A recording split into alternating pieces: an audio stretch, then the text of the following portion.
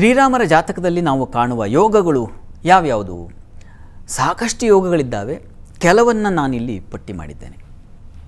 ಮೊದಲಿಗೆ ನಾವು ಗಮನಿಸ್ಕೊಳ್ಳೋದಾದರೆ, ಲಗ್ನದಲ್ಲಿ ಇರ್ತಕ್ಕಂಥ ಚಂದ್ರ ಹಾಗೂ ಗುರು ಬೃಹಸ್ಪತಿ, ಚಂದ್ರ ಬೃಹಸ್ಪತಿಯರ ಯೋಗದಲ್ಲಿ ಉಂಟಾಗ್ತಕ್ಕಂಥದ್ದು ಗಜಕೇಸರಿ ಯೋಗ. ಗಜಕೇಸರಿ ಯೋಗ ಏನು? ಇದರ ಫಲ ಮೇಧಾವಿ ಗುಣಸಂಪನ್ನೋ ರಾಜಪ್ರಿಯಕರೋ ಭವೇತ್ ಅಂತ ಹೇಳುತ್ತೆ. ಮೇಧಾವಿಗಳಾಗಿರ್ತಾರೆ, ಗುಣಸಂಪನ್ನರಾಗಿರ್ತಾರೆ. ಆನೆ ನಡೆದದ್ದೇ ದಾರಿ ಅಂತೀವಿ. ಕಾಡಿಗೆ ಸಿಂಹ ಒಂದೇ ರಾಜ.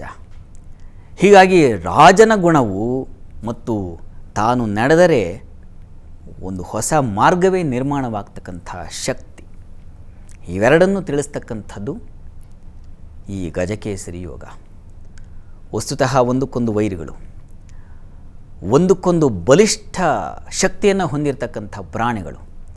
ಹಾಗೆ ಎರಡು ವಿಶೇಷ ಶಕ್ತಿಗಳು ಒಂದೇ ಕಡೆ ಸೇರಿದ್ರೆ ಅದು ಗಜಕೇಸರಿ ಯೋಗ. ಅದು ಶ್ರೀರಾಮಚಂದ್ರನಲ್ಲಿತ್ತು ಅಂತಕ್ಕಂಥದ್ದನ್ನು ಹೇಳುತ್ತೆ.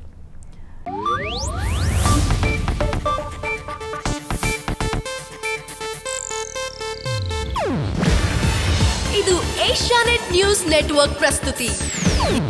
ನೀವು ನೋಡ್ತಿದ್ದೀರಾ ಏಷ್ಯಾನೆಟ್ ಸುವರ್ಣ ನ್ಯೂಸ್.